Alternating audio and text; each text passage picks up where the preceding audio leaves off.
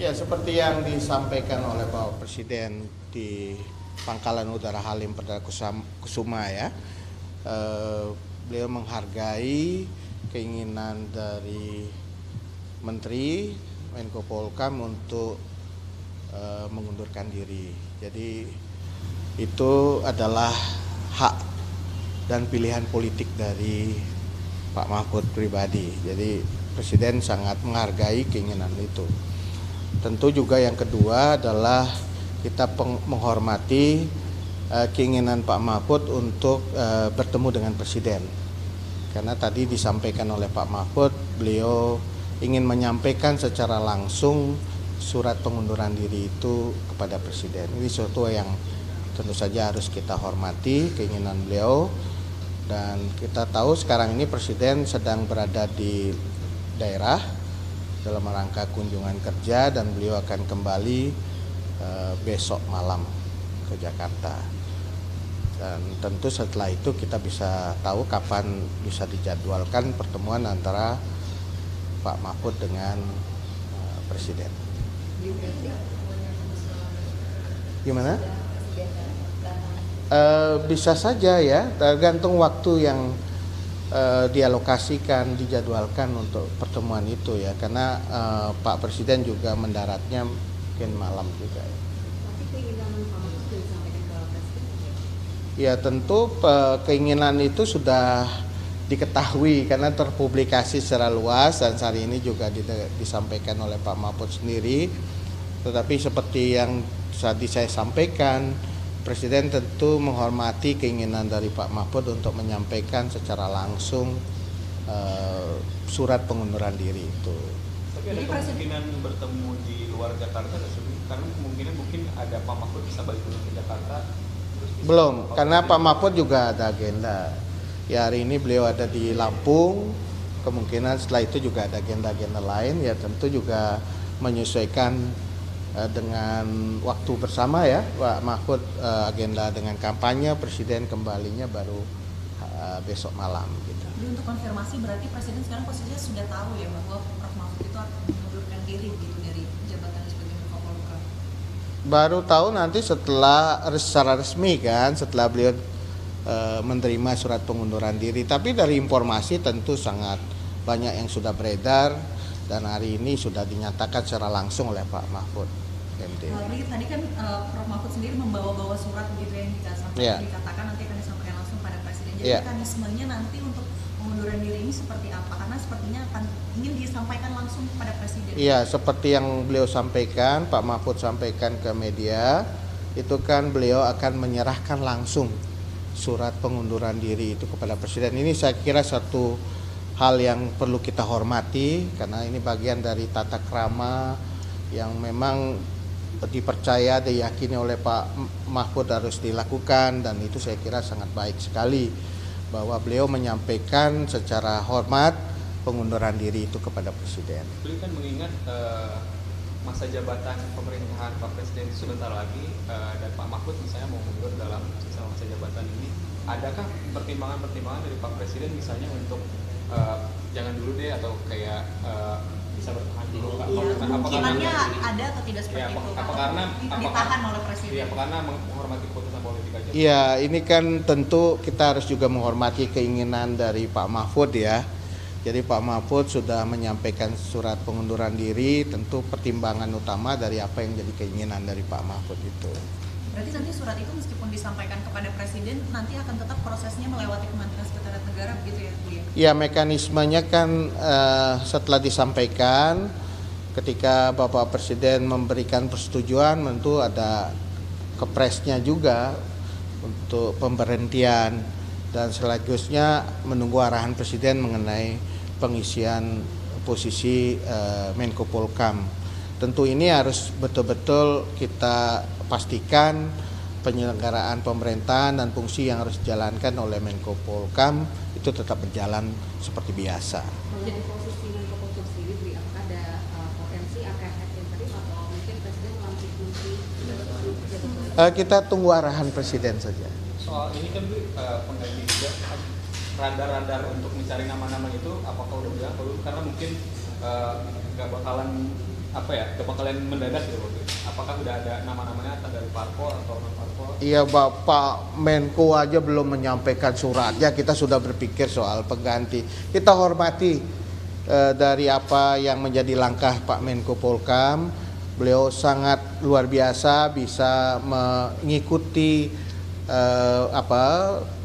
tata krama yang sebenarnya sangat bagus sekali. Jadi tidak begitu saja dengan surat, tetapi beliau ingin menyampaikan langsung kepada Presiden. Ini sebuah tata krama ketimuran yang memang harus kita jaga dan kita hormati. Ketika beliau ditunjuk oleh Presiden menjadi Menko Polhukam dengan terhormat, tentu berhentinya juga dengan hormat. Itu saya kira sebuah hal yang perlu kita hargai dan hormati, dan kita belum membicarakan soal pengganti karena beliau sendiri sudah baru akan menyampaikan berencana akan diterima oleh Bapak Presiden. Tapi ini pertanyaannya kan ini kalau misalnya memang besok bertemu gitu, berarti kan tanda tangan surat untuk presiden itu kemungkinan di tanggal 3 gitu ya. Sedangkan pemilu ini di tanggal 14 Februari. Bagaimana kemudian menjaga supaya pemilu ini bisa tetap damai? Tapi Menko Polhukam ini posisinya akan seperti apa? Apakah interim? Apakah akan langsung ditunjuk? Jadi itu yang yang prinsip utamanya adalah penyelenggaraan pemerintahan termasuk tugas dan fungsi Kemenko Polhukam harus tetap berjalan. Saya kira itu yang jadi prinsip utama.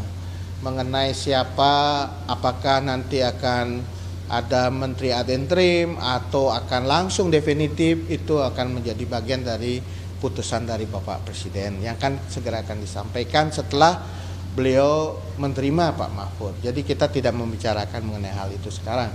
Tetapi mengenai penyelenggaraan pemilu, saya yakin dengan sistem yang kita miliki dengan baik, yang sudah teruji keandalannya melalui institusi-institusi penyelenggara pemilu, kemudian dalam institusi pemerintahan juga kita tahu sudah berjalan dengan baik. Saya kira kita berharap tidak ada masalah yang terkait dengan pengunduran diri dari Pak Menko Polhukam. Proses penyelenggaraan pemerintah, fungsi-fungsi Kemenko Polhukam tetap berjalan dengan baik.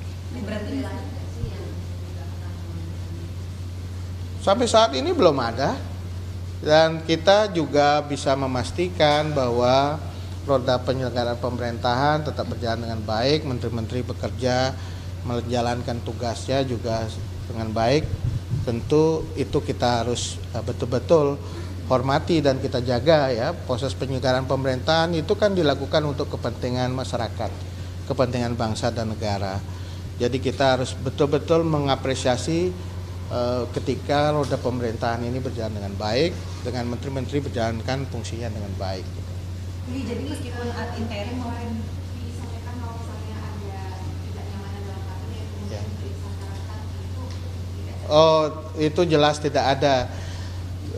Teman-teman sendiri di istana pasti mengetahui bahwa ada SOP pengamanan yang sudah baku yang dijalankan oleh Pas Pampres, dan sistem pengamanan itu tidak berubah seperti yang berjalan seperti yang sebelumnya.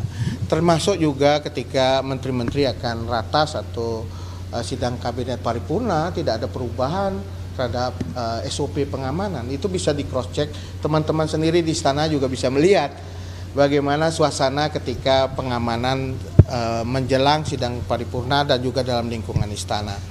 Selain itu, saya juga ingin sampaikan bahwa suasana dalam rapat-rapat kabinet, sidang paripurna juga suasananya sangat akrab, sangat dekat, sangat cair begitu. Terlepas dari menteri-menteri itu berasal dari partai politik yang berbeda ataupun dari koalisi paslon yang berbeda dalam pilpres, tetapi suasananya sangat akrab. Sebelum rapat kabinet ada di ruang tunggu bersama-sama bicara, ngobrol bersama, berinteraksi, berkomunikasi, saling sapa, kemudian juga bahkan ada bercanda. Bahkan dalam sidang kabinet paripurna itu disediakan ngopi dulu kan, ngeriung begitu, ngopi, menikmati hidangan sambil ngobrol. Dan saya kira tidak ada sekat-sekat suasana pemilu 2024 di dalam rapat kabinet. Dan itu saya kira satu hal yang menunjukkan bahwa suasana keakraban, kedekatan, dan bagaimana juga suasana yang begitu kompak juga terbangun di dalam sidang-sidang kabinet, termasuk dalam proses pengambilan keputusan. pengambilan keputusan semua menteri yang terkait dengan tema yang dibahas juga diundang, dan kemudian proses pengambilan keputusan dalam rapat juga setiap menteri diberikan ruang untuk berbicara, menyampaikan pendapat dan gagasannya pada perdebatan sebelum nanti diputuskan oleh Bapak Presiden. Jadi semua terlibat dalam proses sidang-sidang kabinet atau rapat-rapat kabinet. Jadi yang sebelumnya sempat disampaikan Prof. Mahfud MD bahwa sekarang keakraban itu yang justru hilang di rapat-rapat kabinet yang biasanya ngariung, sekarang jadi sibuk sendiri-sendiri itu. Saya tidak melihat itu berubah ya, bahkan bisa di cross check dengan menteri-menteri lain ya, gimana suasana sidang-sidang kabinet, rapat kabinet sebelum sidang, pada saat sela-sela sidang maupun sesudah sidang, keakraban dan juga kekompakan dari menteri kabinet itu sangat kuat gitu. Jadi saya kira kita bisa melihat situasinya. Teman-teman juga sebelum sidang kabinet kan biasanya bisa sempat ngerekam kan bagaimana perbincangan antar menteri itu terjadi. Boleh usulan di luar